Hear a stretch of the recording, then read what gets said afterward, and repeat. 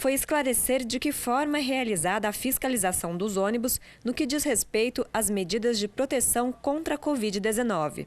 Risse apontou diversas reclamações de usuários do transporte coletivo, como superlotação e descumprimento do distanciamento social. O inspetor de posturas, Marcelo Amaral, relatou o funcionamento da fiscalização e disse que as denúncias relacionadas ao descumprimento dos protocolos sanitários no terminal urbano durante a pandemia ficaram sob responsabilidade da vigilância sanitária. A gerente da vigilância explicou que todas as denúncias são analisadas e foram realizadas 6 autuações, inclusive com aplicação de multa à prestadora dos serviços de transporte coletivo. Risse questionou o número de autuações, que considerou baixo em relação ao número de autos de infração aos estabelecimentos comerciais, serviços e pessoas físicas, no total de 2.100 infrações registradas. A gente verificou no primeiro momento que, durante a oitiva da doutora Miriam, levantamos aí algumas questões, denúncias que foram feitas sobre a grande quantidade de usuários durante as restrições dentro desses veículos, e ela deixou bem claro, né, que mais de 2.000 autuações foram lavradas entre comércios que não seguiam, aí no caso, essas leis, as determinações, e até as residências, né?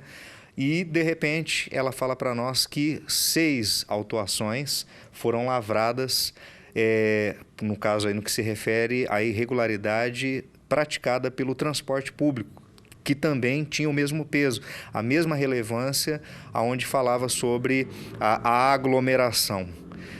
Horas. Desde 2020, o início do ano, existe aí, portanto, a pandemia.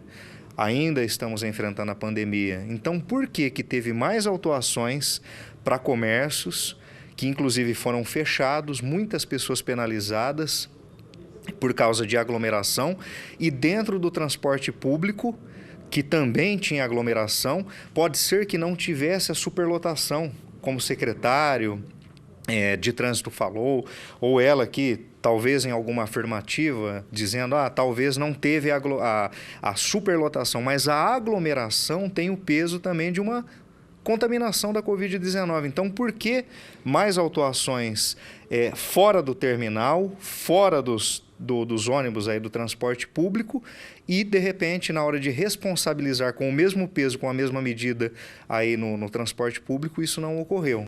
A gerente da vigilância reforçou que não houve omissão da fiscalização no transporte público. Eu queria te lembrar que o município de São José do Rio Preto tem mais de 400 mil habitantes, tá? E nós tínhamos que fiscalizar não só os estabelecimentos, mas também as pessoas, tá?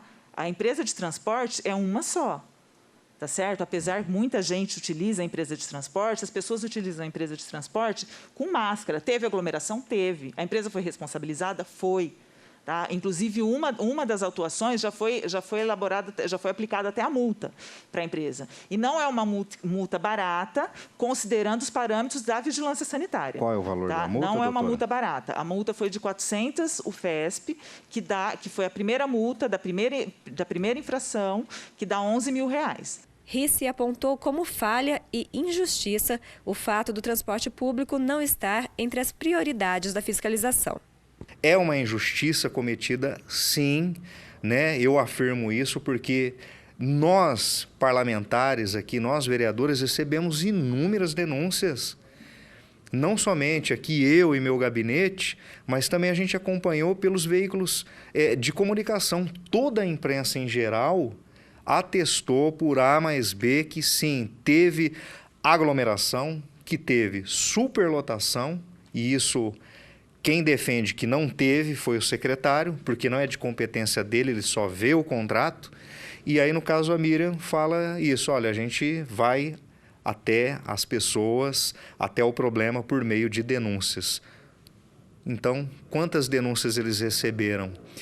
Mais denúncias fora do transporte público, ou ali receberam e não tinham uma equipe gigante, como ela também destacou, que é um absurdo, ao meu ver, porque é uma equipe pequena para um município gigante com mais de 500 mil de habitantes.